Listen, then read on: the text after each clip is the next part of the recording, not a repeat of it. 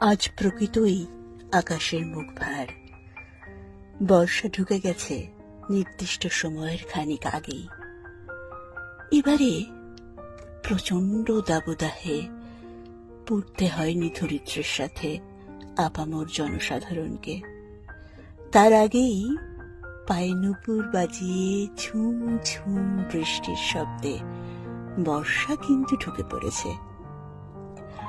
আকাশের দিকে তাকালে স্পষ্ট বোঝা যাচ্ছে ঘন ঘন মেঘের রদবদল।